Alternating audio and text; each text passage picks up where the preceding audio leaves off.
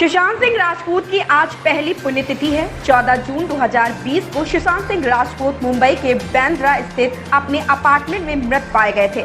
फिलहाल सीबीआई इस केस में जुड़े सभी चश्मदीदों से पूछताछ कर मामले की जांच कर रही है। सुशांत काफी जिंदादिल शख्स थे, जिसका अंदाजा उनकी बातचीत के आधार पर लगाया जा सकता है। सुशांत की मौत का कारण जो भी हो, लेकिन उनके चाहने वालों के लिए उनका सितारा उनसे बहुत दूर चला गया। 34 साल की उम्र तक सुशांत ने काफी कुछ हासिल कर लिया था। वो फिल्मों में अच्छा काम कर रहे थे। पीके, छिछोरे, एमएस धोनी में सुशांत ने अपने किरदार से फैंस का दिल जीत लिया था।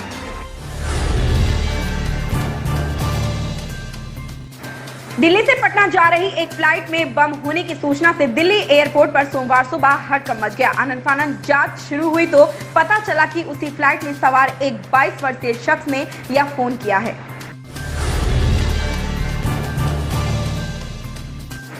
दिल्ली के मुख्यमंत्री अरविंद केजरीवाल आज एक दिन के दौरे पर गुजरात पहुंचे हैं। केजरीवाल एयरपोर्ट से सीधे सर्किट हाउस गए हैं। वहां यहां पर आम आदमी पार्टी के नेताओं और कार्यकर्ताओं से मुलाकात की। उसके बाद वह पार्टी कार्यालय गए। इस दौरान केजरीवाल ने कहा कि 2022 में होने वाले विधानसभा चुनावों में सभी सीटों पर आम आदमी पार्टी चुनाव लड़ेगी। उन्होंने कहा कि पार्टी चुनाव लड़ने के लिए अभी से तैयारी में जुट गई है।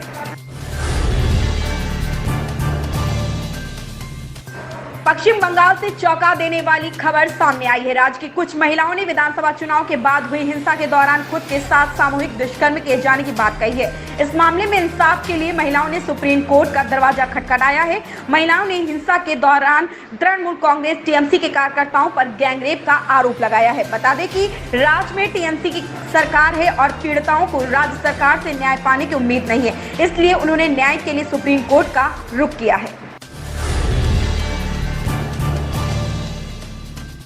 कोरोना संक्रमण के चलते विगत 16 अप्रैल से बंद ताजमहल को पूरे 2 महीने के बाद 16 जून को खोला जाएगा। ताजमहल सहित संरक्षित स्मारक खोलने के लिए भारतीय पुरातत्व सर्वेक्षण द्वारा अधिसूचना जारी कर दी गई है। गौरतलब है कि विगत वर्ष 2020 में भी कोरोना संक्रमण के कारण ताजमहल, आगरा किला, फतेहपुर सीकरी समेत देश भर के केंद्रीय संरक्षित स्मारकों को पर्यटकों के लिए बंद कर दिया गया था।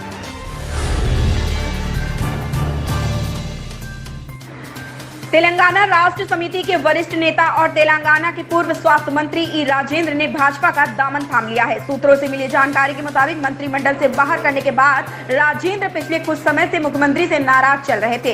इसके बाद उन्होंने भाजपा में शामिल होने का फैसला किया। आज दिल्ली के भाजपा कार्यालय में केंद्रीय मंत्री धर्मेंद्र प्रधान और जी कृष्ण रेड्डी की मौजूदगी में उन्होंने पार्टी की सदस्यता ग्रहण की।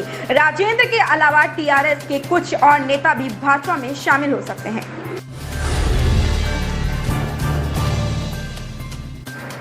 देश भर में कोविड-19 की दूसरी लहर का प्रकोप दिन प्रतिदिन कम होता जा रहा है। सोमवार को एक दिन में कोविड-19 के 70,421 नए मामले सामने आने के बाद देश में संक्रमितों की संख्या बढ़कर 2,95,10,410 हो गई है। देश में 74 दिन बाद संक्रमण के इतने कम मामले सामने आए हैं। इलाज करा रहे मरीजों की संख्या भी करीब 2 माह बाद 10 लाख से कम हो गई है।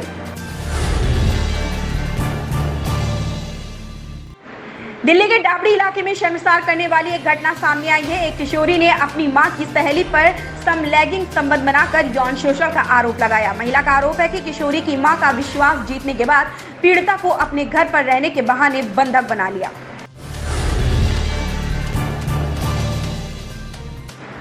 सपा के पूर्व मंत्री तेज नारायण पांडे द्वारा श्री राम जन्मभूमि तीर्थ क्षेत्र ट्रस्ट पर जमीन लेने के नाम पर घोटाला करने के आरोप पर हनुमानगढ़ी के पुजारी राजू दास ने कहा कि यदि पूर्व मंत्री द्वारा ट्रस्ट पर लगाए गए गंभीर आरोप झूठे साबित होते हैं तो उन पर 50 करोड़ की मानहानि का दावा किया जाएगा।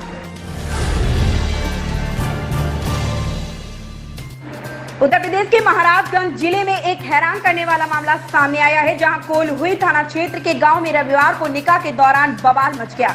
मौलवी जब निकाह पढ़ना शुरू किए तो उर्दू के कुछ शब्दों के उच्चारण में दूल्हा अटक गया। इससे लोगों को शक हुआ। पूछताछ शुरू हुई तो दूल्हे की पोल खुल गई। इसके बाद हंगामा शुरू हो गया। आक्रोशित लोगों ने दूल्हे की जमकर पिटाई कर दी। भागने की कोशिश पर घरातियों ने कुछ बारातियों को पकड़कर पुलिस के हवाले कर दिया।